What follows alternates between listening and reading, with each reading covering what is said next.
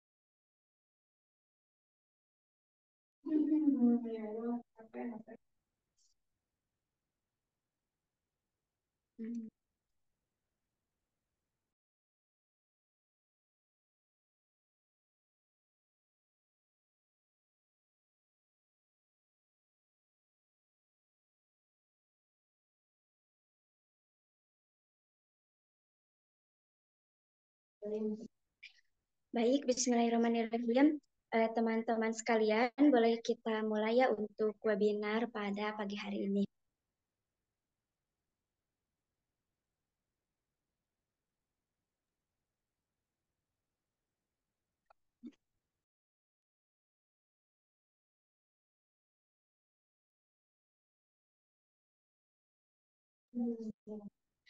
Baik, Bismillahirrahmanirrahim.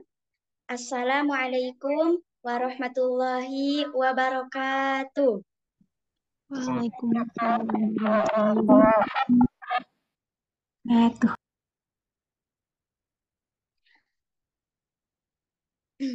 Baik, Alhamdulillahirrahmanirrahim.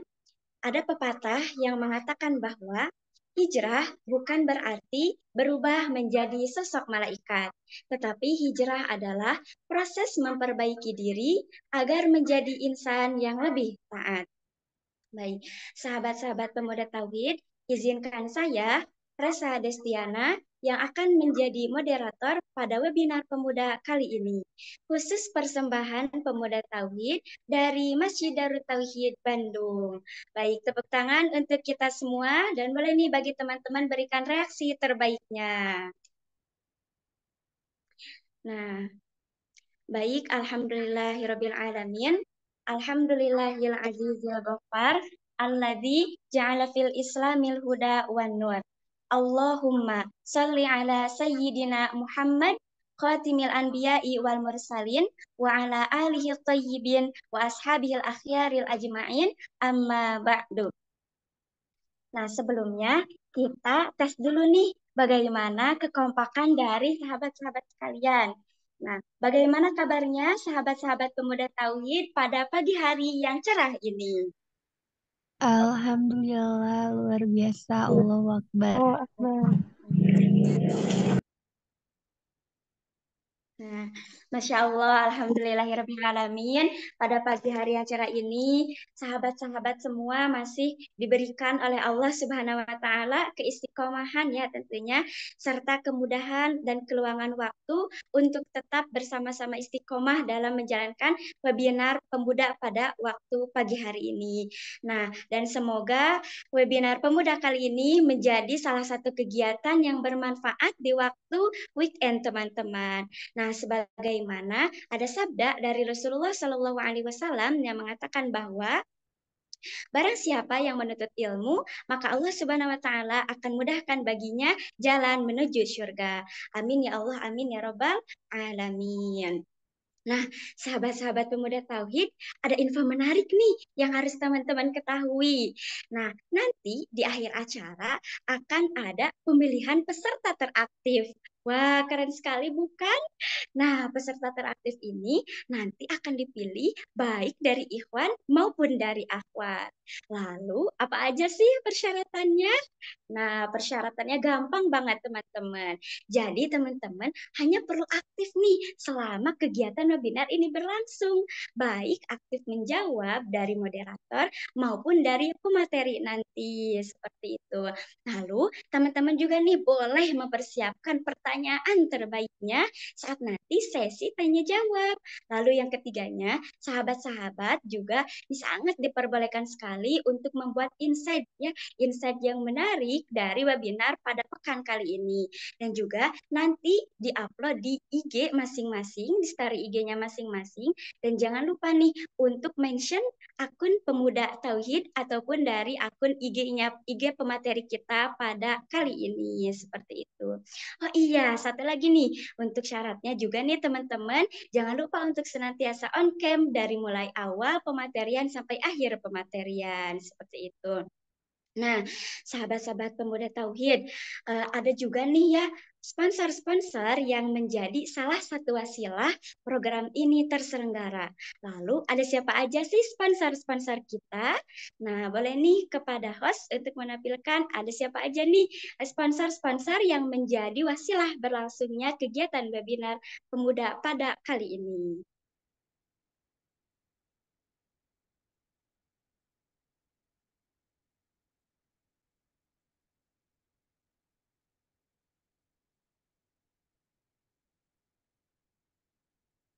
Nah, baik di sini ada dari Masjid DT, nah dan juga MQ Dakwah Digital. Nah, terus ada juga dari Nur Ilahi.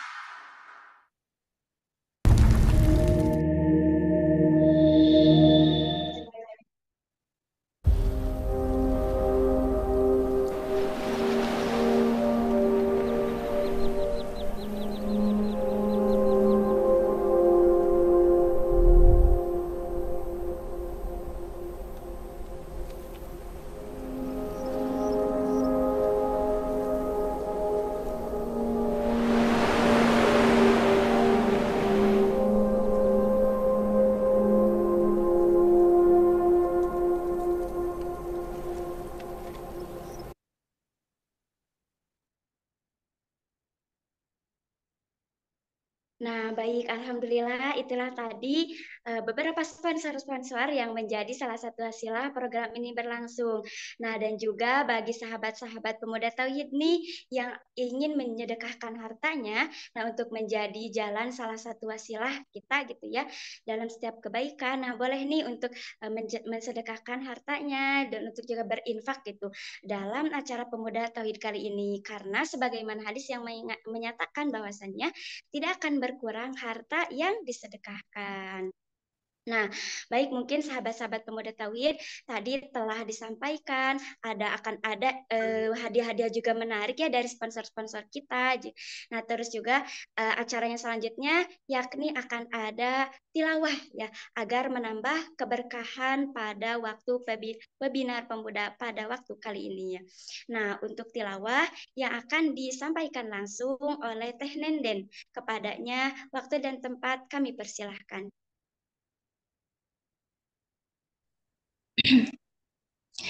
Bismillahirrahmanirrahim. Assalamualaikum warahmatullahi wabarakatuh. Waalaikumsalam warahmatullahi wabarakatuh. Waalaikumsalam warahmatullahi wabarakatuh.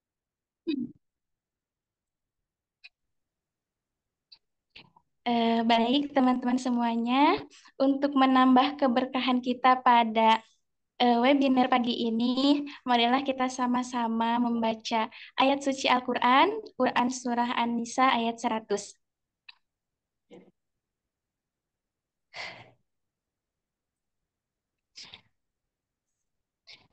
A'udzu billahi minasyaitonir rajim. Bismillahirrahmanirrahim.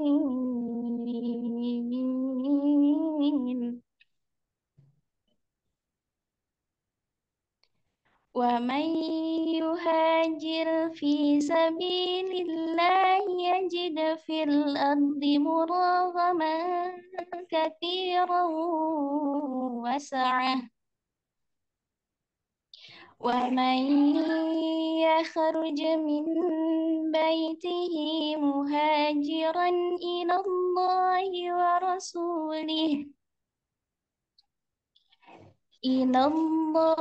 ورسوله ثم يدركه الموت فقد وقع أجره على الله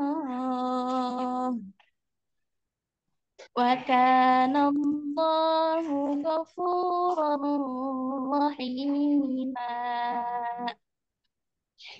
yang artinya, dan barang siapa berhijrah di jalan Allah, niscaya mereka akan mendapatkan di bumi ini tempat hijrah yang luas dan rezeki yang banyak. Barang siapa keluar dari rumahnya dengan maksud berhijrah karena Allah dan Rasul-Nya, kemudian kematian menimpanya sebelum sampai ke tempat yang dituju, maka sesungguhnya pahalanya telah ditetapkan di sisi Allah, dan Allah Maha Pengampun, Maha Penyayang. Sadaqallahul Azim, Maha benar Allah atas segala firman-Nya. Wassalamualaikum warahmatullahi wabarakatuh. Waalaikumsalam warahmatullahi wabarakatuh. Baik, syukron jazakillahu khairan kepada Teh Nenden yang telah menyampaikan tilawahnya, yang telah membacakan ayat-ayat suci Al-Quran. Semoga dengan dibacakannya ayat suci Al-Quran ini dapat menambah keberkahannya sahabat-sahabat pada waktu pagi hari ini. Baik sahabat-sahabat, alhamdulillah nih telah bergabung juga bersama kami pemateri yang sangat luar biasa pada waktu pagi hari ini. Nah, sebelumnya nih sahabat-sahabat, mungkin di antara para sahabat-sahabat, siapa sih di sini yang baru akan merasakan hijrah gitu, atau baru yang akan meniatkan untuk hijrah, ataupun mungkin sahabat-sahabat sudah berhijrah tapi masih merasa belum yakin gitu dengan hijrah kita, ataupun masih bingung dalam hijrah kita ini setelah nanti berhijrah kita akan seperti apa, perjalanan seperti apa yang akan kita lakukan setelah kita berhijrah gitu ya, untuk bagi sahabat-sahabat. Nah, maka dari itu ya, jika kita flashback kepada sejarah bagaimana Rasulullah Shallallahu Alaihi Wasallam dan para sahabatnya berhijrah mendapatkan mendapatkan perlawanan, ujian yang sangat luar biasa pada waktu itu. Namun Rasulullah Shallallahu Alaihi Wasallam tetap sabar, tetap kuat, tetap tabah dalam menghadapi segala cobaan pada waktu itu. Nah, maka bagi kita nih sebagai umatnya harus untuk tetap senantiasa kuat ya, harus untuk tetap senantiasa sabar dalam setiap proses fase hijrah yang kita lakukan. Nah, baik nih, sepertinya sahabat-sahabat udah siap nih untuk menerima hidangan ilmu pada waktu pagi hari ini nih. Nah, agar lebih kompak, agar lebih semangat, nih coba kita akan tes suaranya dulu nih dari sahabat-sahabat sekalian.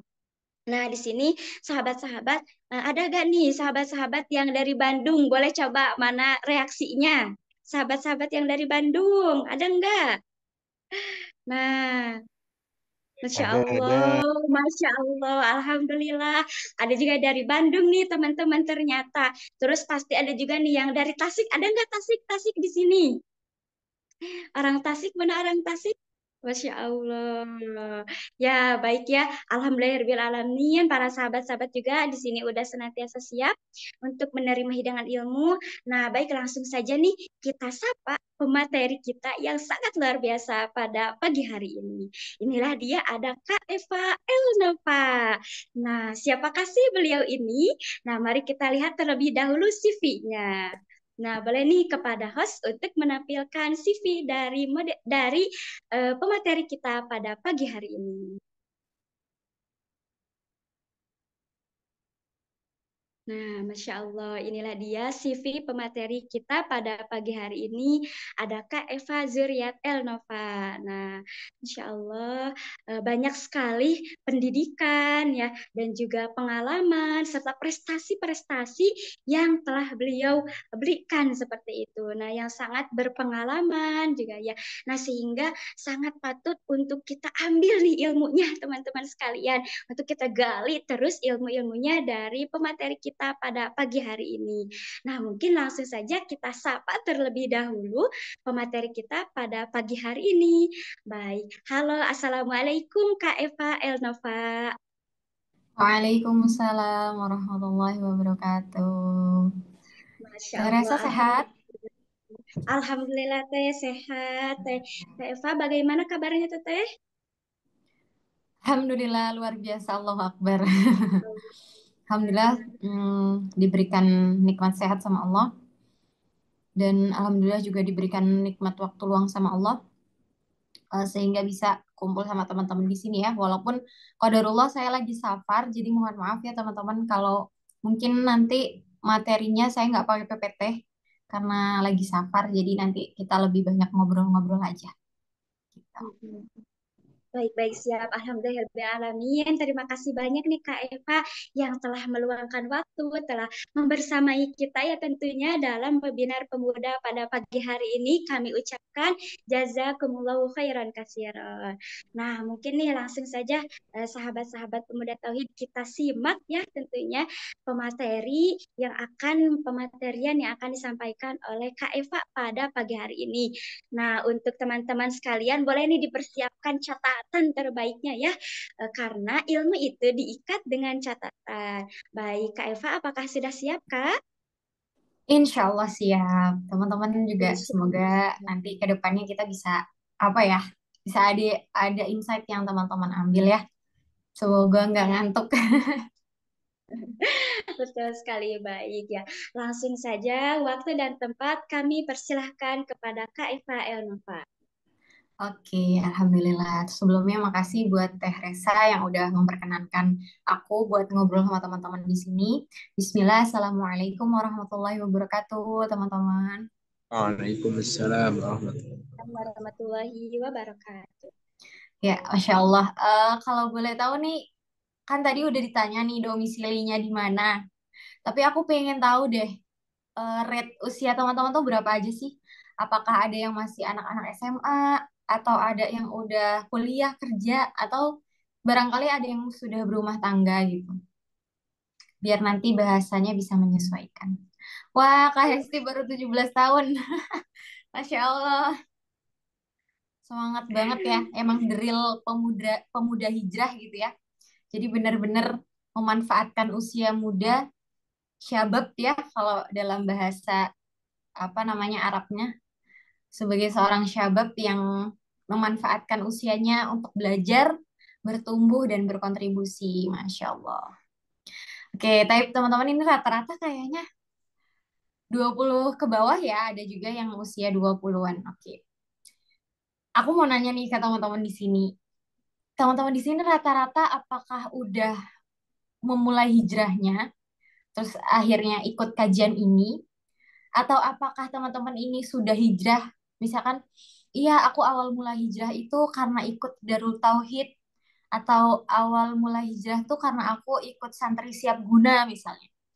Atau adakah yang memang belum benar-benar hijrah tapi pengen hijrah untuk jadi orang yang lebih baik mungkin?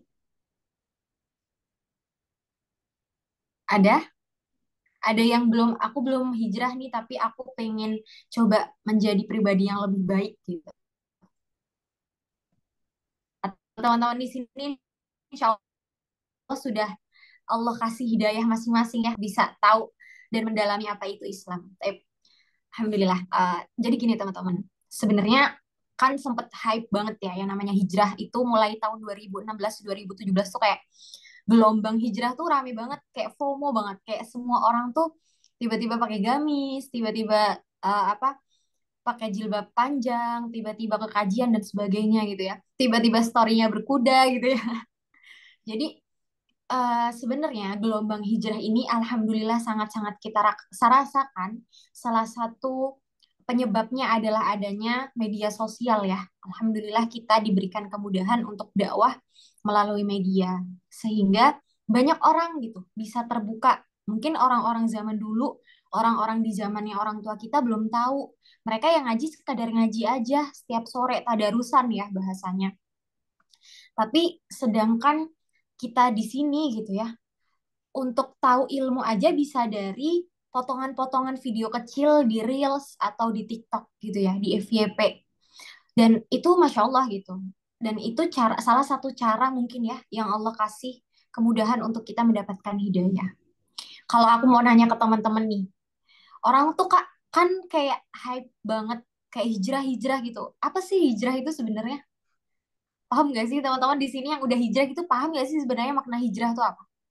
Konsep dari hijrah itu apa? Ada yang mau jawab? Nanti bisa dicatat nih Kak Teh Resa untuk jadi peserta terbaik. Siap, siap. Nih Gimana nih? teman-teman. Paham gak sih maknanya hijrah itu apa? Apakah hijrah tuh cuma, oh pokoknya dia belajar Islam berarti dia hijrah gitu. Oh dia nih udah mulai mengganti pakaiannya dengan yang lebih syar'i berarti dia hijrah. Oh aku udah ke kajian berarti aku udah hijrah. Apakah makna hijrah sesempit itu? Gitu. Padahal kenyataannya teman-teman, hijrah itu mudah, ya nggak sih? Kita nih ke kajian, terus coba deh pakai gamis, pakai kaos kaki, pakai jilbab gede, itu tuh mudah banget sebenarnya. Tapi yang sulit apa sih sebenarnya? Yang sulit apa coba? Istiqomahnya, Kak. Iya, betul. Hijrah, kita dapat hidayah tuh gampang, teman-teman. Hidayah itu mahal memang, tapi mudah didapatkan. Semua orang bisa dapat hidayah dari manapun. Semua orang bisa hijrah, bahkan ketika teman-teman FOMO doang ngikutin hijrah, gitu ya. Tiba-tiba ke kajiannya Ustadz Hanan Ataki, gitu kan. Biar ketemu artis, gitu kan. Atau misalnya, karena, ih, aku tuh suka banget sama Ustadz itu, gitu kan. Kayak Masya Allah, soleh sekali, cenah. Akhirnya dari situ, aku pengen lah jadi perempuan yang lebih solihah, gitu kan. Oke, hal-hal kayak gini yang kadang membuat kita tuh jadi merasa bahwa hijrah itu sebenarnya mudah gitu. Orang-orang bisa mulai hijrah itu banyak caranya. Ada mungkin dari jatuh cinta dulu. Ada mungkin dari karena FOMO itu tadi ya. Ada yang teman tiba-tiba, yuk ke kajian Ustadz itu yuk biar ketemu artis, biar bisa bikin story work-life balance gitu. Jadi Senin sampai Jumatnya kerja, Sabtu Minggunya kajian. Nanti Sabtunya di Masjid Nurul Iman sama Ustadz Nuzul Zikri. Nanti hari Minggunya kajian di Ustadz Hanan Ataki gitu. Jadi FOMO gitu yang ngikutin work life balance itu tadi. Dan ada juga ujian yang hidayah yang datang karena ujian, teman-teman. Mungkin di sini teman-teman ada yang pernah merasakan dapat hidayah, terus akhirnya berniat untuk hijrah menjadi orang yang lebih baik itu karena mungkin Allah kasih ujian ke hidup kita. Tiba-tiba kita diberikan kesulitan dalam hidup, tiba-tiba kita diberikan musibah dalam hidup. Tiba-tiba ada sesuatu yang menampar kita sehingga kita jadi sadar bahwa gak ada penolong selain Allah. Gak ada yang bisa diandalkan selain Allah. Kadang ketika kita kena musibah atau lagi ada ujian gitu ya, ujian hidup atau lagi ada masalah itu tiba-tiba alim. Jadi kayak auto mendekat ke Allah tuh lebih dekat gitu. Atau tiba kalau misalkan ada yang diinginkan, wah aku pengen lulus SBMPTN nih, aku pengen lulus kerja di perusahaan ini. Itu tuh kayak rajin sholat tahajud gitu kan, sholat duha, nah, semacam ini ya. Jadi awal mula adanya gejolak-gejolak hijrah. Bahkan ada juga yang memang alhamdulillah sudah diberikan hidayah sejak lahir. Dalam arti hijrahnya hijrah by nasab. Paham nggak maksud hijrah nasab? Ada yang tahu nggak hijrah nasab itu apa? Jadi orang tua kita itu udah hijrah duluan. Terus kita kena dampaknya gitu. Misalnya memang orang tua sudah paham agama lebih dulu, sudah belajar lebih dulu, sudah ngaji lebih dulu. Kemudian ya kita akhirnya terbawa. Dan itu salah satu privilege gitu. Kadang kita tuh mikir kayak, wah enak tuh dia, privilege, punya uang banyak, orang tuanya pembisnis, orang tuanya pejabat, ya wajar dong dia sukses, orang dia punya privilege harta gitu ya. Atau misalkan ya wajar dia cantik, dia ganteng, fisiknya bagus ya, orang tuanya juga model zaman dulu gitu dan sebagainya. Kadang kita tuh iri sama privilege-privilege itu kayak ya wajar dia pintar, ya wajar dia fisiknya bagus, ya wajar dia jadi orang kaya karena privilege dari orang tuanya. Tapi teman-teman, ada hal yang kadang kita lupa. Ternyata keimanan itu tidak bisa diwarisi, tapi bisa menjadi privilege buat kita. Emangnya kalau misalkan orang tua kita kaya gitu ya, terus kita dapat warisan harta, belum tentu kan kita juga kaya ya nggak sih? Kayak apa ya? Kayak misalkan nih ada orang kaya punya anak, tapi anaknya tuh kayak males-malesan, tidak mau berusaha, tidak mau belajar. Akhirnya ya ketika dia diberikan warisan dari orang tuanya ya terbuang sia-sia, kayak nggak ada gunanya. Sama seperti privilege keimanan, privilege hidayah, privilege hijrah dari orang tua. Ketika kita diberikan orang tua yang sudah lebih dulu paham agama, itu adalah sebuah privilege sebenarnya yang kadang kita lupa. Dan justru harusnya bersyukur ya teman-teman, ketika teman-teman memang hijrahnya itu udah dari keluarga. Karena nggak perlu lagi terseok-seok kayak orang lain. Pasti di sini coba raise hand yang ngerasa hijrah sendirian itu sulit. Ngerasa bahwa dari nol ya, mulai dari nol ya Mbak gitu. Itu tuh susah banget. Ketimbang yang memang udah, nih ada yang raise hand nih. Ketimbang yang emang udah hijrahnya itu karena keluarganya itu kuat gitu loh ngasih dukungannya. Ya, Masya Allah ya, Kak Anissa, Kak Hapni, Kak Nurul, oh ada yang bareng-bareng juga nih Zoom-nya ya. Oke, nah teman-teman pasti pernah ngerasain bahwa kadang gini gak sih kayak iri gitu ya. Kok keluarga dia tuh kayak Masya Allah banget, pantesan dia bisa semasya Allah itu, bisa seistiqomah itu. Kok rasanya aku berat banget ya karena aku hijrah sendirian. Orang tua kadang tuh nggak usah lah kamu tuh ngaji-ngaji di situ ngapain gitu kan. Atau nggak usah lah kamu itu pakai jilbab gede-gede kayak gitu nanti dikira teroris nah, dan sebagainya. Dan itu kadang yang jadi ujian kita. Mungkin ujian kita bukan di keistiqomahan, tapi di faktor-faktor lingkungan yang menyebabkan kita jadi terguncang gitu.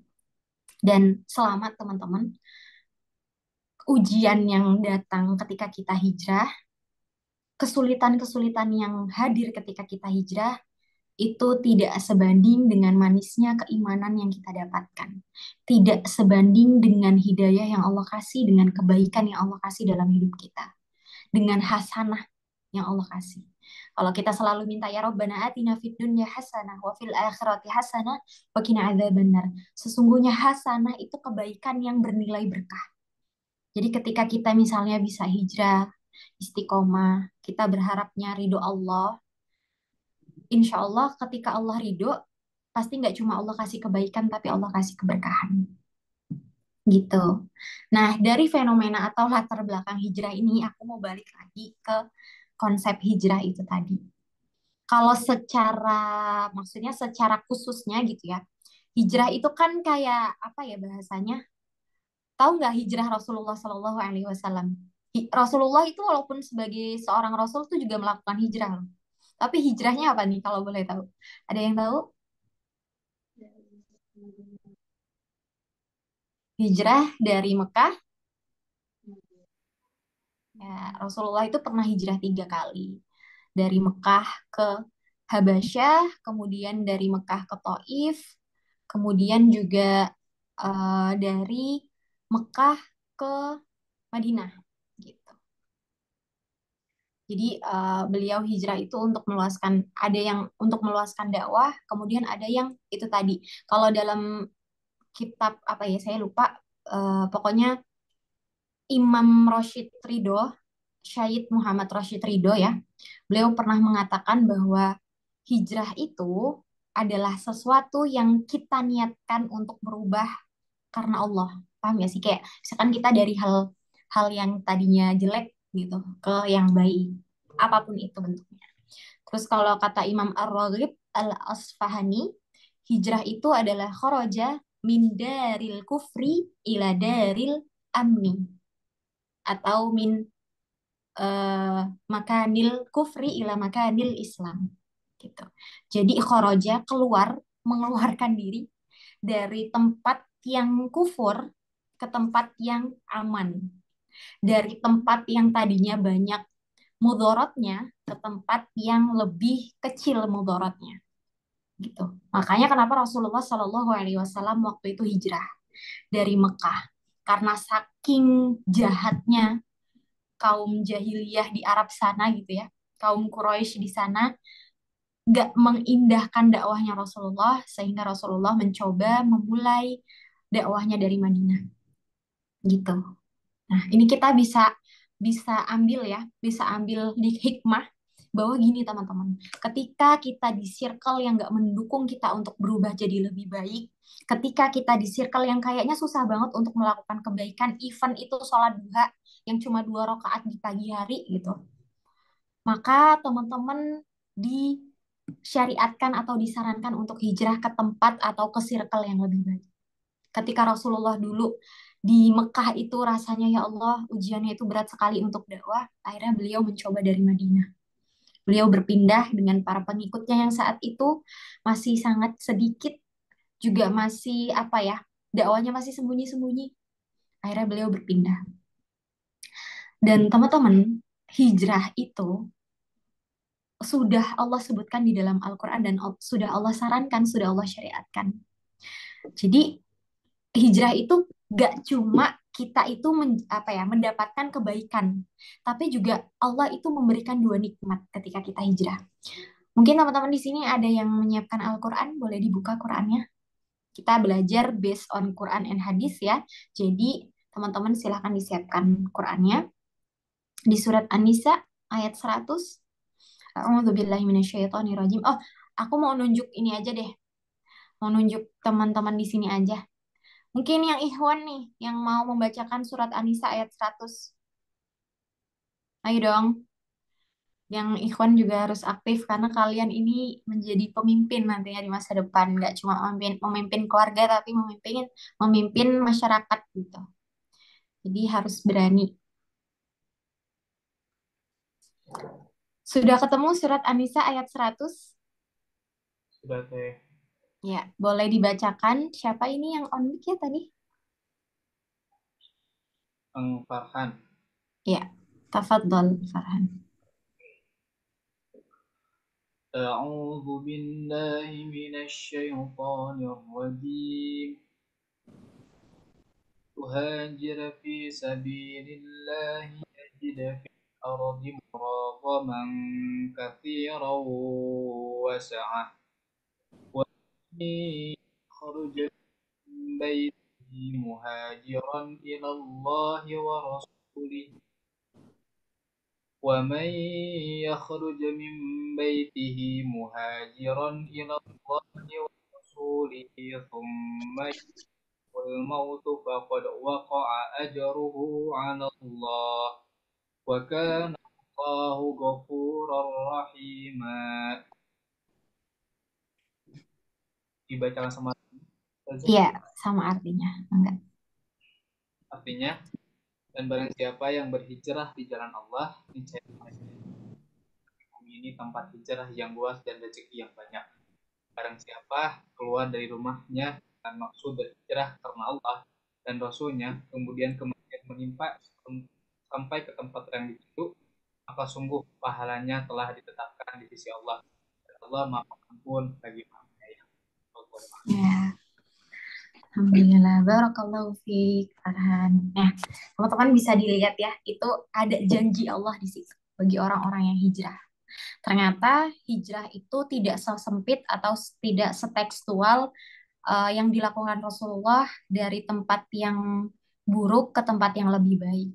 Tapi hijrah di sini juga konsepnya adalah transisi dari satu fase ke fase lainnya. Kalau dalam KBBI ya, hijrah itu berasal dari hijrotun. Hajaro yuhajiru. Kalau fi'ilnya ya, hajaro yuhajiru berarti artinya berpindah. Maka teman-teman berpindah di sini secara istilahnya adalah berpindah atau menyingkir untuk sementara waktu dari suatu tempat ke tempat lain yang lebih baik dengan alasan tertentu, baik itu untuk keselamatan, kebaikan, dan sebagainya. Jadi intinya hijrah itu ya berpindah dari keadaan yang buruk ke keadaan yang lebih baik, ke keadaan yang lebih baik gitu. Dan tadi Allah sudah janjikan dalam surat An-Nisa itu, "Wa may yuhajir fi sabilillahi yajid lahu fil ardi muragaman katsiran wa wasa'ah." Di situ Allah tuh janji ngasih dua hal. Muragaman katsiran wa wasa'ah. Barang siapa yang berhijrah di jalan Allah, maka Allah niscaya mereka akan mendapati di muka bumi ini tempat hijrah yang luas dan rezeki yang banyak. Jadi ada dua janji Allah. Yang pertama muragaman katsiran dan yang kedua adalah sa'ah. Maksudnya dari muragaman katsiran ini apa? Ternyata muragaman katsiran itu tempat yang luas, berarti penerimaan yang lebih luas, kebaikan dan kenikmatan yang lebih luas dari sebelumnya. Yang tadinya mungkin sebelum hijrah kita merasa sempit sekali, gitu ya keadaannya, terus kayak jarang mendapatkan kebaikan ketika kita belum hijrah. Akhirnya setelah kita hijrah, banyak kebaikan yang Allah berikan. Gitu. Dan ini berlaku juga buat teman-teman yang mungkin sekarang tuh lagi merantau, lagi mondok misalnya, atau lagi kuliah, atau lagi kerja dan jauh dari rumah. Maka sejadinya teman-teman tuh lagi hijrah dari tempat yang mungkin di rumah kita tidak bisa mengakses apa ya, nggak bisa sekolah, nggak bisa keluar, nggak bisa eksplor diri, nggak bisa belajar. Setelah kita merantau, Bismillah gitu ya, ternyata Allah bukakan pintu keluasan nikmatnya gitu. Ternyata kita banyak diberikan relasi, banyak diberikan ilmu dan sebagainya. Itu sudah janji Allah. Ya, jadi dalam kitabnya Imam Ar-Razi menjelaskan bahwa muragaman katsirah itu artinya kebaikan dan kenikmatan yang menjadi sebab kehinaan dan kekecewaan para musuhnya di negeri asal. Jadi kita mendapatkan apa ya, treatment yang lebih baik ketika kita hijrah. Misalnya juga teman-teman dulunya punya circle yang kayaknya tuh dikit-dikit gibah, dikit-dikit tuh ngebully, dikit-dikit tuh kayak, aduh apa sih omongannya tuh nggak ada yang berbobot gitu. Kayaknya jalan sama dia tuh kayak apa ya, tidak mengingatkan kita kepada Allah. Tapi ketika kita sudah hijrah, kita ganti circle, kita berusaha untuk meng-cut off pertemanan yang toksik, kemudian kita coba cari circle yang lebih positif, alhamdulillah ternyata kita lebih bisa mendapatkan penerimaan, lebih bisa mendapatkan banyak kebaikan dari teman-teman kita. Nggak cuma kebaikan dunia, tapi akhirat. Kemudian sa'ah, Kalau kata Imam Ar-Razi yaitu keluasan. Keluasan apa? Keluasan rezeki, teman-teman. Keluasan rezeki ketika kita hijrah, mungkin meninggalkan semua kenyamanan gitu ya, kita keluar dari zona nyaman. Yang tadi yang mungkin sebelum hijrah kerjanya riba gitu. Atau yang sebelum hijrah itu masih suka foya-foya, kayak selalu rasanya tuh rezeki dari Allah tuh sempit terus karena terlalu banyak ngikutin FOMO ya, impulsif dan sebagainya. Ketika kita hijrah, ternyata kita diberikan nikmat atau rezeki yang lebih luas. Dan makna rezeki itu nggak hanya secara harta, tapi secara keberkahan, secara lingkungan dan sebagainya. Gitu. Jadi jangan definisikan rezeki itu hanya sebuah uang atau nominal aja. Ketika kita bisa hijrah, misalkan melepaskan riba, ketika kita sudah tahu hukumnya apa, Bismillah kita resign, dan ternyata bisa jadi Allah memberikan pekerjaan yang jauh lebih baik, jauh lebih merasa apa ya, nyaman kita ngejalaninnya, nggak bikin mental breakdown gitu ya. Terus juga walaupun mungkin rezekinya atau gajinya nggak sebesar ketika kita misalnya kerja di bank atau ketika kita kerja riba, tapi ngerasa cukup aja gitu, kayak berkah gitu ya. Pasti Allah akan bukakan pintu kebaikan ketika kita mau hijrah di jalan Allah. Seperti yang dilakukan sama Rasulullah dan para sahabat ya. Ketika mau hijrah, mereka tuh meninggalkan keluarga mereka di Mekah, meninggalkan anak istrinya, membawa seluruh hartanya di jalan Allah. Akhirnya apa? Allah mengganti dengan apa, teman-teman? Allah berikan Allah berikan kepada Rasulullah, kepada para sahabiah, kepada para panglima perang itu kunci-kunci negeri Syam, kunci-kunci negeri Persia, kunci-kunci negeri Yaman. Ketika Rasulullah sudah bisa hijrah ke Madinah dan meluaskan dakwahnya di sana, akhirnya apa? Dakwah Rasulullah lebih bisa meluas lagi sampai Yaman, sampai Persia, sampai bumi Syam, dan bisa menaklukkan banyak ghazwah. Dan itu janji Allah. Gitu. Maka Allah ganti dengan itu. Ketika mungkin para sahabat itu mengikuti jejak Rasulullah untuk bisa hijrah, terus ternyata kok berat banget harus meninggalkan keluarga, tapi ternyata mereka diutus gitu ya, menjadi seorang panglima perang dan bisa membebaskan negeri-negeri yang jadi kekuasaannya umat Islam gitu. Jadi Allah berikan kekuasaan bagi mereka, Allah berikan istana-istana merah ya kalau di negeri Syam dan istana putih di negeri Madain. Oke. Nah, jadi dari sini kita tahu ya bahwa hijrah itu ternyata tidak hanya kita mencari ridho Allah, tapi kita menagih nih janjinya Allah. Kayak ya Allah, aku berhijrah, aku berusaha menjadi orang yang lebih baik, maka aku percaya janjimu ketika aku sudah hijrah, engkau akan memberikan keluasan kebaikan dan keluasan rezeki. Gitu. Gitu ya. Nah, terus caranya gimana sih? Ada yang mungkin di sini ini ya, lagi bertanya-tanya gimana sih caranya bisa hijrah dan istiqomah. Iya nggak sih? Sebenarnya kalau bisa dibilang tuh hijrah tuh gampang. Nggak perlu aku jelasin panjang lebar di sini. Tapi mungkin yang teman-teman butuhkan adalah gimana caranya istiqomah dalam jalan hijrah. Iya apa bukan? Kalau iya aku lanjutin nih. Kalau iya aku lanjutin. Jadi sebenarnya kita butuhnya tuh cara gimana biar kita itu istiqomah. Karena kalau masalah hijrah-hijrah doang, ya insya Allah bisa. Bahkan ikut kajian aja, ikut kajian sekali, udah dapet ilmu gitu ya. Ya bisa dikatakan orang sudah hijrah gitu, yang tadinya dari yang nggak tahu akhirnya ketahu gitu. Tapi gimana caranya buat kita istiqomah? Nah, teman-teman, aku mau nanya ke teman-teman, boleh nggak sih kalau kita hijrah itu karena seseorang? Misalkan karena tadi ya FOMO ikut-ikutan, atau karena jatuh cinta sama orang, atau karena terpaksa nih orang tua kita tuh strict parents yang memang udah tahu syariat, akhirnya kita nggak boleh ini, nggak boleh itu gitu. Atau ya udah, pokoknya hijrahnya itu dengan alasan-alasan orang lain. Boleh nggak sih sebenarnya? Boleh nggak? Kok udah senyum-senyum doang? Coba ada yang tahu? Boleh nggak? Boleh. Boleh. Boleh. Boleh ya. Kalau untuk Harusnya belajar enggak. boleh sih. Tapi realnya gitu. Iya, bener-bener banget. Harusnya sih enggak ya. Tapi pada kenyataannya kita memang hijrah karena orang. Iya nggak sih? Kayak aku nih hijrah, aku bisa kayak gini gitu ya.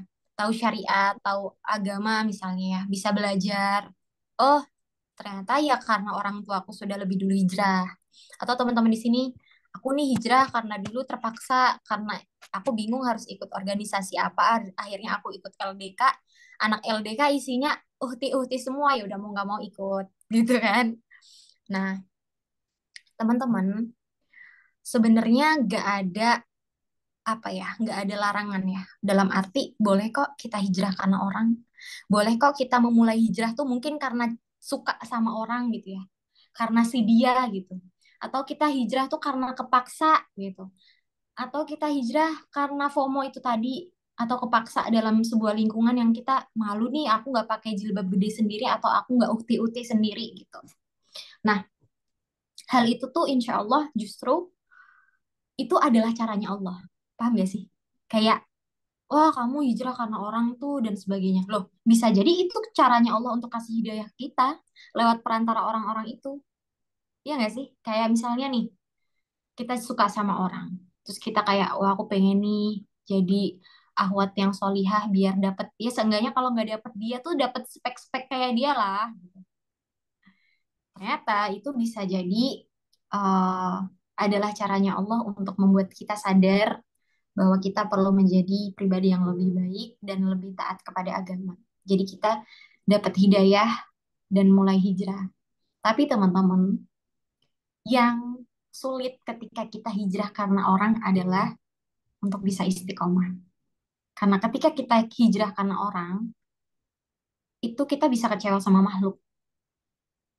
Iya nggak sih? Ketika kita kecewa sama makhluk, ya udah, kayak misalnya teman-teman suka sama dia, terus ternyata nggak jadi nikah sama dia nih, udah gue udah berusaha kajian, ikut ini, ikut itu, jadi ahwat yang masya Allah gitu ya, belajar masak, belajar ini itu, tapi ternyata dia milih orang lain gitu kan.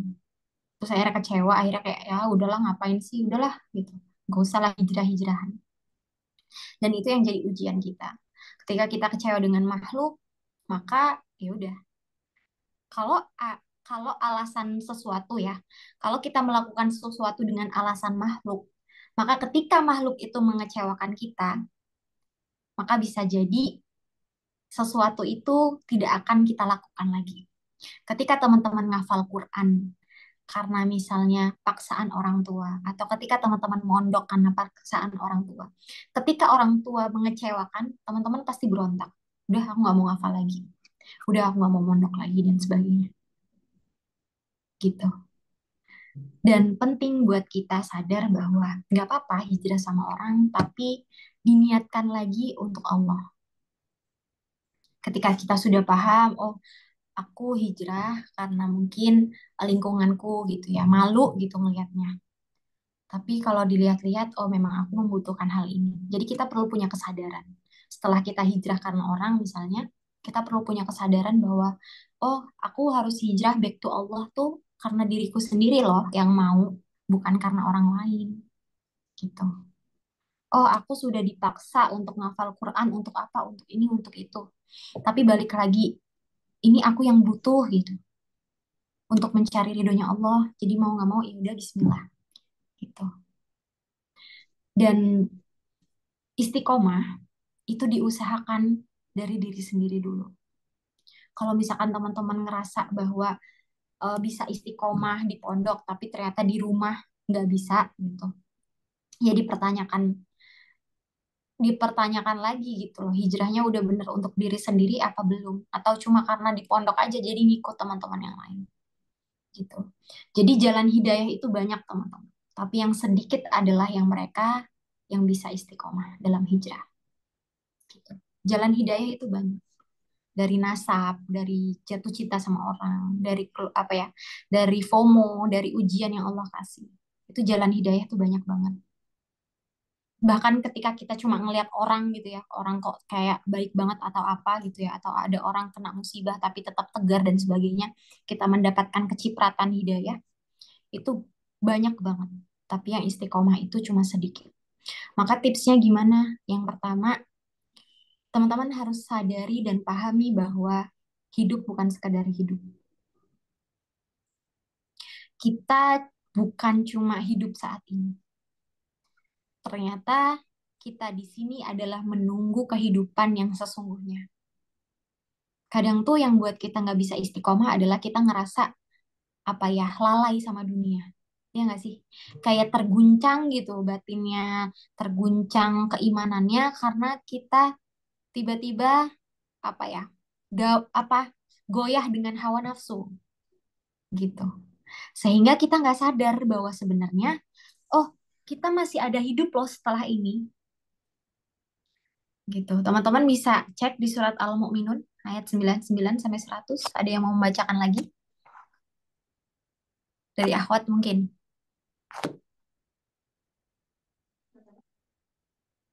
Ada yang mau bacakan enggak? Enggak. Ini dari Teteh Irwina mungkin bisa nih yang on cam. Al-Mu'minun ayat 99 sampai 100.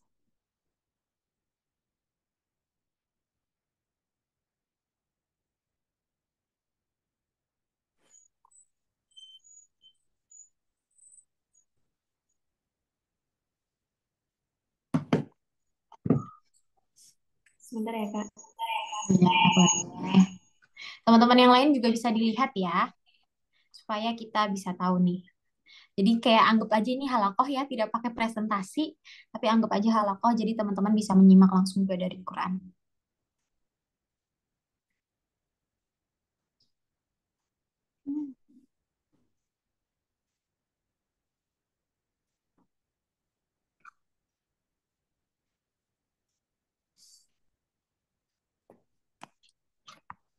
Sudah bisa? Ya, Oke. tes. Suaranya kedengeran? Terdengar. Ya. Auzubillahiminasyaitonirrajim. Hatta idza jaa ahadahumul mautu qala rabbirji'un la'alli a'malu salihan fima taraktu kalla innaha kalimatun huwa qailuha wa min waraihim barzakhun ila yaumi yub'atsun. Yang artinya, demikianlah keadaan orang-orang kafir itu. Hingga apabila datang kematian kepada seseorang dari mereka, dia berkata, "Ya Tuhanku, kembalikanlah aku ke dunia, agar aku dapat berbuat kebajikan yang telah aku tinggalkan, sekali-kali tidak. Sungguh itu adalah dalih yang diucapkannya saja. Dan di hadapan mereka ada barzakh, sampai pada hari mereka dibangkitkan." Sadaqallahu azim. Sadaqallah. Alhamdulillah. Barakallahu fi Kak Irvina. Kak, siapa tadi? Oh, Irwina. Kak Irvina. Baik. Ya, teman-teman, jadi tips dan trik hijrah yang pertama adalah untuk bisa kita fokus meniatkan diri karena Allah ya. Yang pertama kita harus pahami dulu bahwa kita hidup di sini itu untuk hidup selanjutnya. Hidup bukan hanya sekadar hidup. Kalau kata Allah dalam surat Al-Mu'minun tadi ya, hatta idza jaa ahadahumul mautu qala rabbirji'un. Hingga apabila datang kematian kepada seseorang dari mereka, dia berkata, "Ya Tuhanku, kembalikanlah aku ke dunia." Ketika kita nanti di akhirat gitu ya, orang-orang kafir di akhirat nanti, orang-orang yang ternyata tidak percaya dengan Allah, tidak punya keimanan, mereka tuh pada protes gitu, pada minta, pada merajuk ke Allah, pada minta dikembalikan lagi ke dunia hanya untuk beramal solih, hanya untuk beribadah, agar aku berbuat amal yang solih terhadap yang telah aku tinggalkan. Sekali-kali tidak, sesungguhnya itu adalah perkataan yang diucapkannya saja. Dan di hadapan mereka ada dinding sampai hari mereka dibangkitkan. Jadi kita harus paham dulu, ya Allah, kalau aku tidak bisa istiqomah dalam hijrah, kalau aku tidak memulai hijrah, kalau aku tidak di jalan yang Allah mau, aku nggak mau nantinya aku dibangkitkan dan ngerengek sama Allah minta dibalikin lagi. Supaya aku bisa taubat, supaya aku bisa beribadah, supaya bisa beramal solih. Aku nggak mau ya Allah. Aku nggak mau jadi orang-orang yang muflis. Aku nggak mau jadi orang-orang yang merugi. Aku nggak mau jadi orang yang berat banget hisapnya. Maka ya Allah aku hijrah supaya nantinya hisapku tuh mudah. Supaya Allah itu ridho ngasih kita surga. Nih silahkan masuk pintu mana yang sekiranya jadi amalan terbaikmu. Gitu. Itu pahami dulu. Kita harus punya mindset itu. Kita harus punya mindset yang visioner. Gak hanya hidup saat ini, tapi hidup setelahnya. Yang kedua, mindset kita butuh Allah. Kalau yang pertama, kita ngerasa kita nggak mau nantinya hidup setelah ini kita susah gitu ya. Karena masih ada hidup setelah hidup. Yang kedua adalah kita butuh Allah. Teman-teman ngerasa nggak sih jauh dari Allah tuh strugglingnya tuh lebih sulit. Ketika kita hidup jauh dari Allah, itu rasanya lebih, ya Allah, lebih nggak karuan. Pernah nggak ngerasain kayak gitu? Pernah nggak? Pernah ya? Ya mungkin ada yang pernah gitu. Kok kayaknya ngelihat orang-orang yang nggak taat sama Allah tuh kok kayaknya hidupnya tuh kayak enak-enak aja gitu ya. Lihat selebgram yang hidupnya selalu enak, padahal dia nggak tahu tuh sholat aja iya apa enggak gitu kan. Tapi kok kayaknya hidupnya enak, padahal tiap hari minumnya Homer, bertato dan sebagainya. Pokoknya ya Allah gitu. Tapi kok mereka tetap dikasih kenikmatan dunia ya, ya di dunia gitu. Kita kan pengennya dapat nikmat di dunia iya, di akhirat iya gitu. Nggak mau rugi dua-duanya gitu. Jangan sampai di dunia aja udah capek, di akhirat kita lebih ngerasa capek gitu. Jadi mindset kita butuh Allah. Kalau kita jauh dari Allah, itu rasanya jauh lebih sulit menghadapi dunia. Kayak seakan-akan, ya Allah, kalau bukan karena Allah yang mampukan, aku tuh bisa apa gitu. Kalau tanpa Allah, aku udah kayak, ya Allah, aku nggak apa-apa, tapi sambil ya Allah gitu. Gitu ya. Jadi mindset bahwa kita di hidup ini tuh ya emang untuk Allah gitu. Wa ma khalaqtul jinna wal insa illa liya'budun. Makanya ada fitrah keterkaitan batin kita kepada Sang Pencipta. Karena memang tujuan kita diciptakan itu untuk beribadah kepada Allah, sehingga kalau kita itu jauh dari Tuhan kita, itu tuh ada rasa yang mengganjal, karena itu adalah sebuah fitrah, gitu. Maka ketika kita hijrah, ingin jadi orang yang lebih baik, pastikan bahwa karena kita butuh Allah. Kita butuh pertolongannya Allah, kita butuh ampunannya Allah, kita butuh ketika kita dikasih ujian, itu Allah langsung yang bantu, Allah yang nolong. Gitu. Nggak harus tobat dulu, ngerasain sakit dulu, dan sebagainya, baru Allah bantu. Gitu. Jadi, ya, gitu. Terus yang ketiga, upgrade niat. Tadi ya, kalau awal-awal kita hijrah mendapatkan hidayah, itu karena orang, tapi dipastikan kita bisa upgrade diri kita untuk meniatkan lagi kepada Allah. Ada yang tahu eh, hadis yang berkaitan dengan niat? Pasti udah pada tahu ya. Hadis arba'in yang pertama ya, innamal a'malu binniyat wa innamal likulli imri'in ma nawa faman kanat hijratuhu ila Allah wa rasulih fa hijratuhu ila Allah wa rasulih faman kanat hijratuhu lidunya yusibuha aw imra'atin yankihuha fa hijratuhu ila ma hajara ilaih. Kalau kita niat hijrah di awal tadi tuh karena orang, karena perempuan misalnya ya. Wah, aku pengen deh jadi imam yang baik gitu. Karena spekku gitu, karena aku mengincar dia gitu. Akhirnya kita hijrah karena seorang perempuan atau kita hijrah karena seorang laki-laki yang pengen kita nikahi, ya udah, kita mendapatkan balasan hijrah sebatas itu aja. Kayak misalkan gini nih, oh kamu hijrah mau karena cowok itu gitu. Kamu hijrah tuh karena mau cowok itu. Oh ya udah nih aku kasih. Tapi teman-teman, kalau niatnya kita lebih luas lagi, lebih mengakar ke Allah dan Rasulnya, jangankan dia deh, jangankan seseorang yang mau kita nikahin, dunia dan seisinya bisa jadi Allah kasih gitu. Maka pastikan niat hijrah kita tuh bukan karena kedudukan, bukan karena wanita, bukan karena orang lain, tapi karena Allah dan Rasulnya. Sehingga kalau ketika karena Allah dan Rasulnya, kita percaya janji Allah yang tadi dua itu. Gitu. Yang pertama, keluasan nikmat, dan yang kedua, keluasan rezeki. Muragaman kasirah wasa. Gitu. Yang terakhir, dan ini penting banget buat kita, dan mungkin alhamdulillah teman-teman di sini sudah punya ya, yaitu berteman dengan orang-orang yang solih. Gitu. Ada yang mau membacakan lagi surat Al-Kahfi ayat 28? Siapa nih? Ayo, bisa yang mau jadi peserta terbaik. Surat Al-Kahfi ayat 28, oke. Kayaknya nanti aku aja deh yang jadi peserta terbaik. Oke, izin dibacakan ya. A'udzu billahi minasyaitonir rajim. Wasbir nafsaka ma'al ladzina yad'una rabbahum bil ghadati wal 'ashyi yuriduna wajhah wa la ta'du aynaka anhum turidu zinatal hayatid dunya wa la tuti' man aghfalna qalbahu an dzikrina wattaba'a hawahu wa kana amruhu furuta. Boleh dibuka Qurannya teman-teman. Dan bersabarlah kamu bersama dengan orang-orang yang menyeru Robnya di pagi dan di senja hari dengan mengharap keriduannya.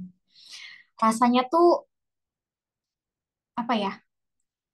Kayak hijrah tuh melawan banget hawa nafsu kita nggak sih? Kita pingin senang-senang, kita bisa pingin nongki-nongki cantik gitu ya. Kita bisa pingin, ya pokoknya pingin bersenang-senang dan bersenda gurau gitu ya. Tapi kok kayaknya sulit banget ya untuk bisa bersabar, ikut kajian, ikut majelis, ikut halakoh. Tapi ya itu yang Allah perintahkan. Kita disuruh sabar sama orang-orang yang menyeru Allah. Walaupun mungkin rasanya gejolak kita nih, hawa nafsunya itu kayak gitu. Ya Allah, aku pingin bisa rebahan, tapi kok ada kajian ya? Aku pingin tidur nih. Aku pingin nonton film nih. Aku pingin apa ya? Chill gitu kan di kamar. Tapi kok tiba-tiba ada liko ya? Tiba-tiba ada halakoh ya? Ya, itu adalah ujian kesabaran kita dan harus diperjuangkan supaya hidayah itu tidak hilang. Dan janganlah kedua matamu berpaling dari mereka karena mengharapkan perhiasan dunia. Dan janganlah kamu mengikuti orang yang hatinya telah kami lalaikan dari mengingat kami, serta menuruti hawa nafsunya, dan keadaannya itu melewati batas. Itu Allah udah perintahin kita buat nyari circle yang baik, bersabar untuk bisa menjadi lebih baik sama mereka, dan meninggalkan circle yang buruk, yang di dalam circle itu nggak mengingatkan kita ke Allah. Walaupun rasanya berat banget untuk melawan hawa nafsu itu. Gitu. Oke, ini sampai jam berapa ya kalau boleh tahu pemateriannya? Pemateriannya sampai jam 10.20, Kak. Oh ya, sedikit lagi ya. Oke, teman-teman, mungkin aku mau sedikit mengingatkan lagi ke teman-teman. Tahu nggak apa yang lebih sulit ketika kita hijrah? Tantangan yang lebih sulit itu apa? Mungkin kan di sini ada yang ketika kita hijrah, ketika aku hijrah kok kayaknya sering dapat ujian ya. Kok jadi kayak teman-teman aku tuh pada menjauh, jadi kayak seleksi pertemanan gitu. Kayak ya aku males temenan lagi sama kamu, kamu mah udah levelnya udah sama ibu-ibu pengajian gitu. Udah nggak seru lagi, udah nggak bisa diajak gibah gitu. Ya, jadi ada seleksi pertemanan gitu mungkin. Atau itu tadi datangnya ujian dari Allah, kayak tiba-tiba kok di PHK, tiba-tiba kok apa, ternyata bisa jadi ya itu cara Allah untuk memberikan kita nikmat yang lebih baik. Tapi ternyata tantangannya apa, coba teman-teman? Selain dari istiqomah. Istiqomah itu insya Allah bisa diusahakan. Tantangan kita ketika kita sudah hijrah adalah merasa lebih baik dari orang lain. Iya nggak? Kita merasa lebih baik nih dari orang lain. Wah, gue udah hijrah nih. Udah suka ikut kajian kemana-mana. Oh, pokoknya semua ustadz udah pernah gue dengerin. Tiap hari kajian, tiap hari zikir pagi petang, tiap hari sholat duha, tahajud, sebagainya. Pokoknya ahli ibadah banget deh gue nih.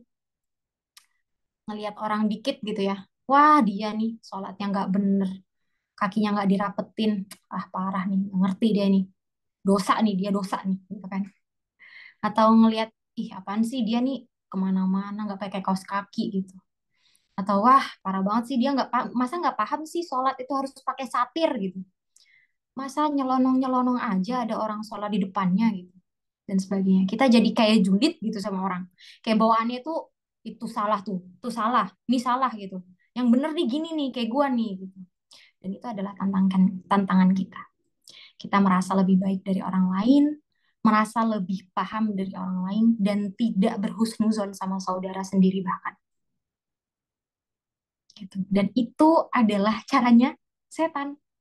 Mungkin ketika kita udah hijrah, ujian kita tuh bukan lagi tempat-tempat tempat-tempat fancy, tempat-tempat konser yang gitu-gitu tuh bukan.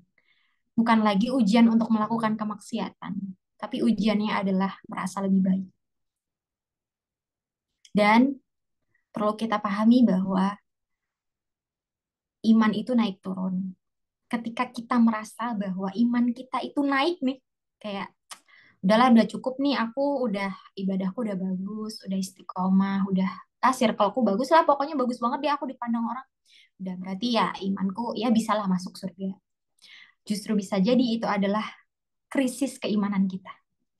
Kita nggak merasa apa ya? Kita nggak merasa ada hal yang apa ya?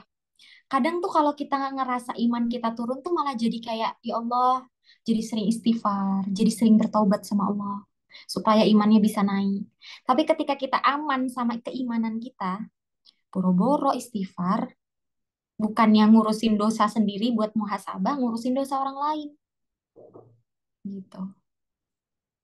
Maka teman-teman, tantangan kita ketika hijrah itu tadi ya, mungkin ada seleksi pertemanan, ada datangnya ujian, dan krisis identitas ya.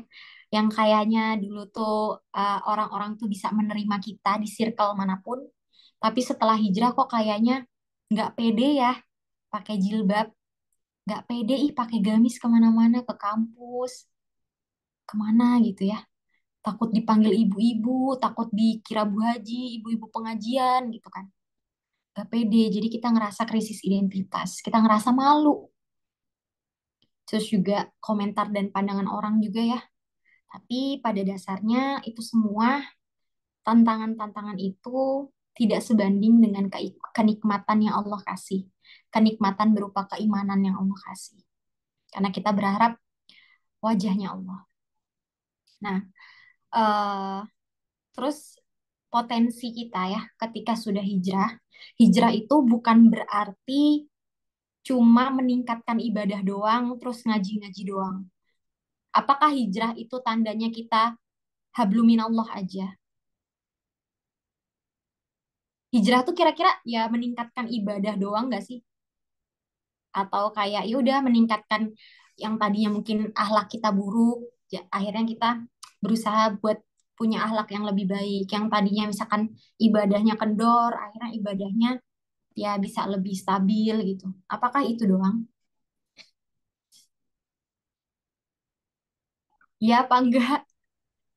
Hijrah Enggak. dalam semua aspek, bukan hanya ibadah tapi sosialnya. Oke, gini teman-teman. Kadang yang buat orang itu trauma sama orang yang hijrah karena dia nggak paham konsep habluminanas. Banyak kan orang yang kayak akhirnya Islamophobia tuh yang buat siapa? Kalau bukan karena orang Islamnya sendiri. Iya nggak? Kamu tuh kayak gitu kafir tuh. Gitu kan.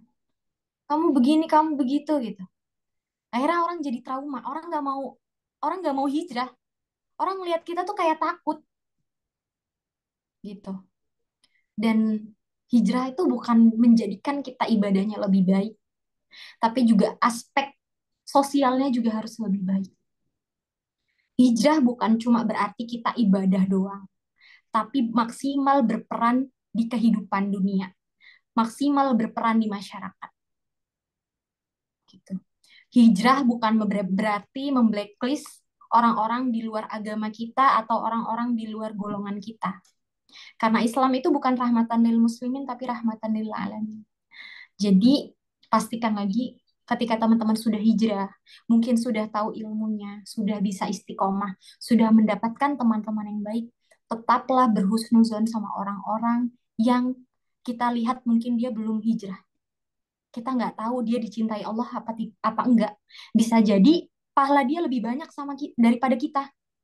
Mungkin dia punya amalan yang diam-diam dia lakukan. Mungkin walaupun dia belum hijrah, tapi ternyata tiap hari dia berusaha bertaubat sama Allah. Kita nggak ada yang tahu, ya. Jadi pastikan ya, ketika kita sudah hijrah, nggak hanya berhusnuzon sama Allah, tapi juga berhusnuzon sama makhluk. Udah, mungkin itu aja yang bisa aku sampaikan. Mohon maaf kalau banyak kurangnya.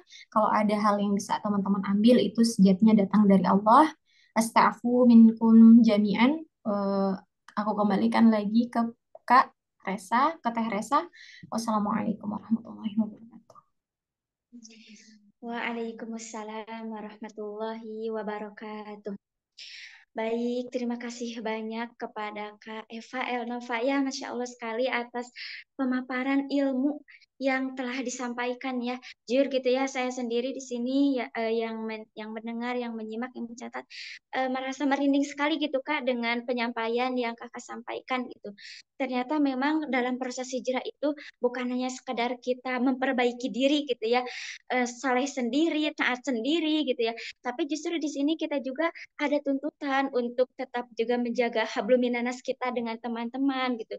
Dan tadi juga disampaikan tantangan hijrah terbesar itu bukan hanya sekedar istiqomah gitu ya, tapi tadi menjaga diri dari kita merasa lebih baik gitu dari yang lain, menjaga diri dari hati yang kotor gitu. Karena kerasa kayak misalkan kita tuh udah hijrah, ngerasa lebih baik dari yang lain, ngerasa ibadahnya udah lebih taat dari yang lain gitu, sehingga kita nggak punya celah gitu kepada yang lain tuh seuzon terus dan lain sebagainya gitu.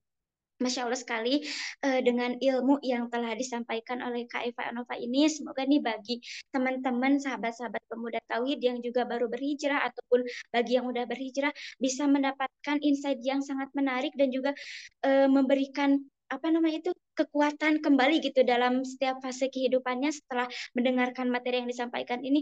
Oh iya, jadi saya mengerti untuk kedepannya nih dalam kehidupan saya apa yang harus saya lakukan gitu dalam setiap langkah-langkahnya dan sebagainya gitu ya. Nah, baik, mungkin teman-teman sekalian, sahabat-sahabat pemuda tauhid, langsung saja kita buka sesi diskusi tanya jawab kepada pemateri kita langsung seperti itu. Nah, mungkin bagi sahabat-sahabat nih pemuda tauhid, nah, sudah ada yang angkat tangan nih. Pasti sudah banyak pertanyaan-pertanyaan gitu yang ingin disampaikan kepada pemateri kita. Nah, coba boleh raise hand terlebih dahulu. Nah, baik. Di sini yang pertama ada Kak Irnawati seperti itu. Nah, mungkin Kak Irna boleh menyampaikan pertanyaan yang akan disampaikan kepada pemateri kita. Boleh dipersilahkan.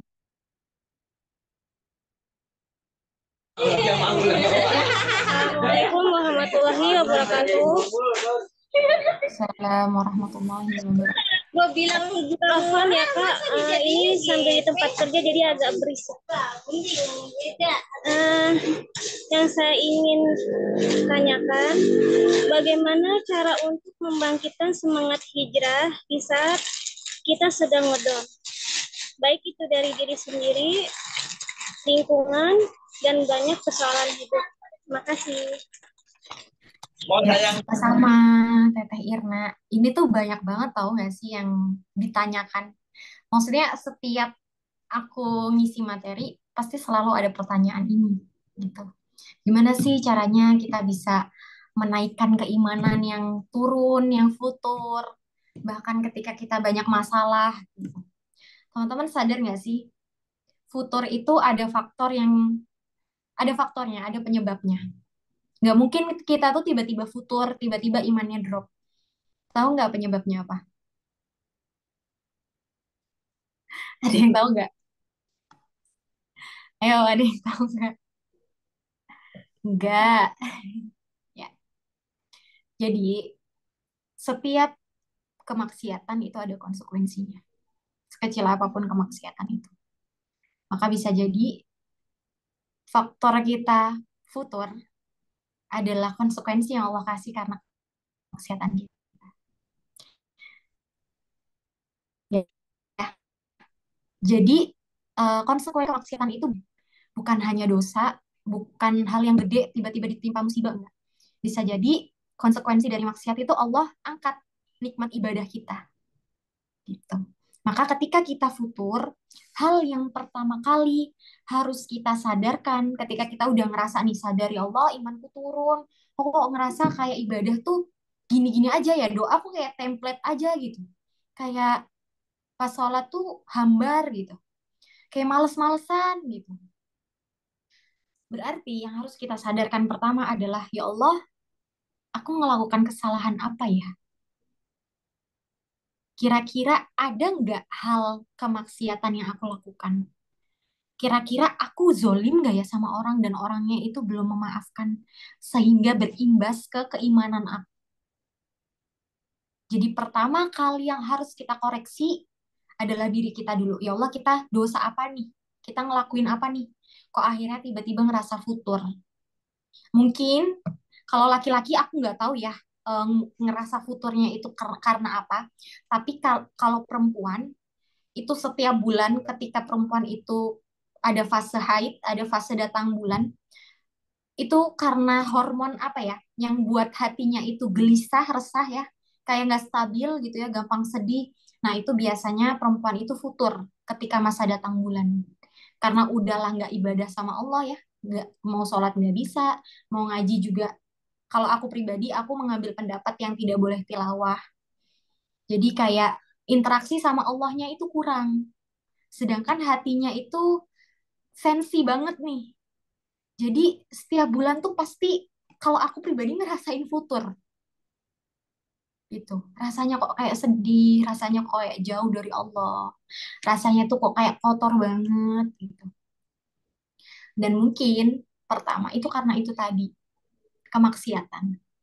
Maksiat itu teman-teman kayak narkoba.